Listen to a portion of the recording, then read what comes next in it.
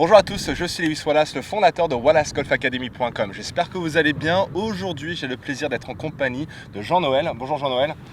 Salut. Ça va, tu vas bien? Salut Lewis, ouais, Jean-Noël qui est un de mes élèves. On revient tout juste de Marrakech. Pour ceux qui ont suivi les autres vidéos, j'ai fait une vidéo avec Thierry qui fait partie aussi de l'élève de l'académie. On est parti ensemble à Marrakech. On a passé 4 jours fantastiques. Là-bas, on a joué des golfs incroyables. Que du bonheur.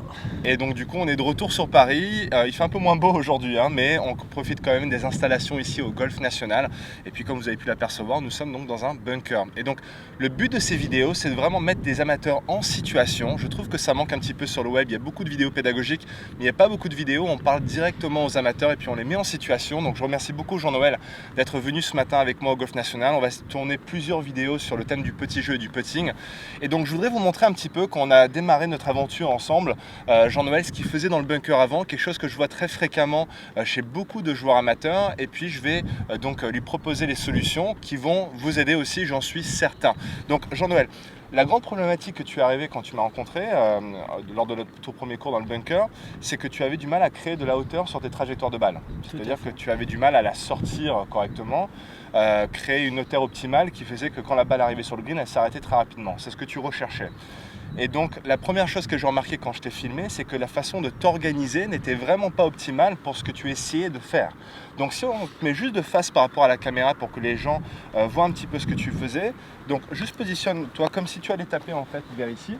Okay. En fait ce qui se passait, c'est que Jean-Noël avait une posture qui lui permettait pas, ou une façon de s'organiser qui lui permettait pas de créer cette hauteur nécessaire. Donc déjà au niveau de son stance, il était beaucoup moins large que ça. Donc mets-toi comme tu étais avant, voilà, il était plutôt comme ça. Et puis maintenant, donc voilà, là c'était juste pour vous montrer au niveau de la largeur du stance, que le stance était très réduit.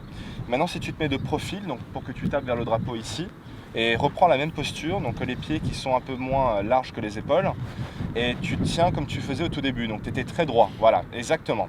Et donc aussi, si on te remet juste de face une dernière fois, excuse-moi, parce que j'ai oublié de parler de la chose qui est vraiment très importante, c'est cette phase de club. Et donc, comme vous pouvez le remarquer, j'espère que vous le voyez à la vidéo, cette phase de club, quand j'ai rencontré Jean-Noël, elle était trop square, donc beaucoup trop square dans le bunker. Donc là, il y a 3 choses que j'ai vraiment déterminées, que j'ai trouvé, que j'identifiais plutôt, qui lui permettaient pas vraiment de créer cette hauteur qu'il souhaitait dans ses sorties de bunker. Donc, il y a la phase de club qui était trop square, le stance qui était trop réduit et il se tenait trop droit. Donc en fait, il s'organisait pratiquement de la même façon qu'un fer 7 ou un fer 9, comme une attaque de green.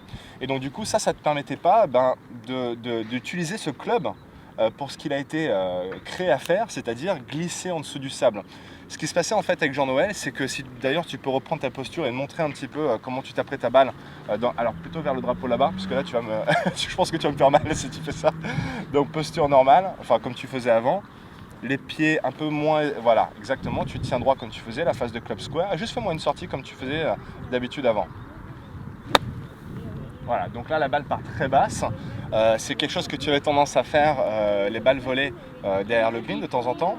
Et donc on avait du mal à les arrêter. Vous avez vu que la trajectoire de balle était très très basse. Okay, donc la raison pour laquelle il se passe ça, c'est que là au niveau du divot, je ferai peut-être un zoom après pour que vous voyez, mais en fait la tendance quand on se tient trop droit et puis que le stance est trop réduit, que la phase de club est trop square, et ben en fait on va avoir tendance à creuser dans le sable au lieu d'utiliser ce club pour ce qu'il a été créé à faire, c'est-à-dire glisser en dessous du sable avec le bounce, donc la semelle du club. Et donc ce que je voudrais faire maintenant, c'est apporter ces 3 modifications qui vont lui permettre d'utiliser ce sandwich d'une façon plus performante. Okay, donc on va reprendre une balle. Et donc cette fois-ci, ce que je veux que tu fasses, Jean-Noël, c'est que attends, je vais mettre peut-être un peu plus de sable que ça, voilà. Est-ce que tu pourrais, la première chose que tu vas faire, c'est écarter ton stance pour que tu aies une largeur qui soit plus importante que tes épaules. D'accord? Donc la largeur de ton stance est un peu plus large que tes épaules. Super. Alors déjà, vous avez remarqué que quand il arrive à faire ça, tout de suite, il a voulu essayer de baisser un petit peu son centre de gravité là. Donc essaie de baisser un peu les fessiers pour être dans une position, on peut dire ça un peu plus assise. D'accord? Donc pour essayer de baisser un peu plus les fessiers. Là, comme ça, dans cette position-là. Ok? Juste voilà, comme ça. Parfait. Tu peux du coup t'écarter un tout petit peu par rapport à la balle. Écarte-toi un petit peu. Parfait. Et maintenant, quand tu te places devant la balle, ce qui va se passer, c'est que vas-y, fais comme si tu allais taper. On va garder la phase de club comme elle est pour l'instant. Alors, la tendance c'est que du coup quand il va baisser ou qu'il va plutôt squatter au niveau des jambes, eh ben, le grip va venir se baisser un tout petit peu, d'accord? Ça va lui permettre d'avoir une descente ou un downswing un peu moins vertical, c'est-à-dire que ça va lui permettre de moins creuser dans le sable et plutôt de glisser le club sous la balle, si on arrive à ouvrir la face. Donc maintenant ce que je vais faire, c'est que je vais demander à Jean-Noël de vraiment avoir cette face de club qui est assez ouverte. Alors pour un point de repère, quelque chose que vous pouvez avoir, c'est de pointer les stries que vous avez sur votre storm wedge au milieu de votre pied gauche. Donc vous avez, voilà, donc tout de suite il l'a fait parce que c'est quelque chose qu'on a bossé pendant le stage. Donc déjà une chose que tu peux faire, Jean-Noël, tu vois, c'est que tu peux dessiner un trait là pour que tu puisses visualiser vraiment que les stries, voilà, soient pointées à l'intérieur ou au milieu de ton pied gauche. Donc maintenant on a la face de club qui est ouverte, d'accord, les stries qui pointent au milieu du pied gauche. On a le stance qui est un peu plus large que les épaules. Et maintenant, tu as cette fameuse position où tu squattes un peu. Ça va te permettre d'avoir un downswing moins vertical et donc d'utiliser ce storm wedge pour glisser la semelle, le bounce, en dessous de la balle pour prendre moins de sable. Et du coup, la balle va créer plus de hauteur et s'arrêter plus rapidement sur le green. Est-ce qu'on peut essayer? Donc, parfait. Prends ton grip normal avec cette face de club donc ouverte. Bonne posture. Super. Alors déjà, il y a un peu plus de hauteur. Alors il manque un peu d'amplitude à la montée. C'est pas mal du tout. Il y a eu un peu plus de hauteur celle-là. Tu as vu que la balle s'est arrêtée beaucoup plus rapidement là, sur celle-là. Donc ça, c'était déjà beaucoup mieux. Yes. Il manque un tout petit peu plus d'amplitude au niveau du backswing. Donc je veux que tu crées un peu plus de largeur dans ton backswing. Mais prends exactement le même setup. Donc les pieds un peu plus larges que les épaules. Voilà, là on voit bien maintenant que la face de club où les stries sont pointées au milieu de ce pied gauche. Les jambes qui sont dans une position un peu plus assise. Spin. Ah super, celle-là était super. Donc là le contact de balle était fantastique. Il a pris en fait très peu de sable. D'accord, la balle a créé beaucoup plus de hauteur. Elle est partie, on va dire, elle est à 1m50, un peu trop longue, mais par contre elle s'est arrêtée tout de suite. Donc là tu as créé ce fameux backspin que les gens recherchent tant quand ils sont dans le bunker, comment ils font les joueurs pour faire du backspin. Et là pour le coup tu as réussi à le faire. Et donc, ouais exactement, c'est ce que tu recherchais en plus. Hein. Donc parfait, sur la troisième balle. Il est vrai que la majorité des amateurs quand ils vont dans un bunker, c'est soit ils prennent pas assez de sable ou soit ils en prennent trop. Là on est dans un scénario où on en prenait trop. Donc attention, hein, je ne dis pas qu'il ne faut pas prendre de sable, mais il faut prendre un niveau optimal qui vous permettra de créer la hauteur nécessaire, qui vous permettra ensuite d'arrêter la balle très rapidement sur le green. Donc en fait, j'ai proposé ces solutions à Jean-Noël pour lui permettre d'utiliser ce club d'une façon très optimale. Phase de club ouverte, on utilise la semelle pour glisser en dessous. Mais ce que j'ai beaucoup aimé sur la troisième et dernière balle, c'est que tu as créé plus de vitesse aussi.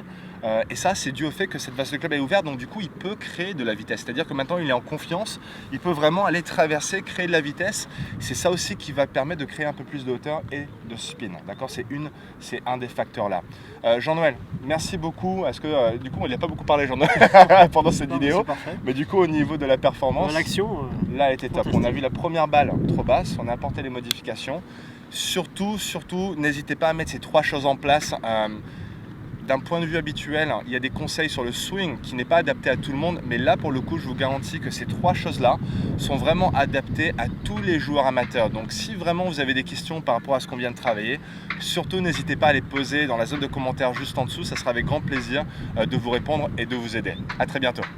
Je voudrais vraiment vous remercier pour avoir regardé cette vidéo, j'espère qu'elle vous a plu et si vous êtes resté jusqu'à la fin, surtout n'hésitez pas à vous abonner à ma chaîne YouTube, c'est Wallace Golf Academy. Sur cette chaîne, vous allez trouver plein de vidéos pédagogiques que je poste régulièrement qui sont tous reliés à la performance au golf et j'aborde vraiment tous les thèmes, putting, petits jeux, attaque de green, mise en jeu, mental, stratégie de parcours et même le fitness pour le golf. Donc surtout, abonnez-vous et on se retrouve de l'autre côté. À bientôt.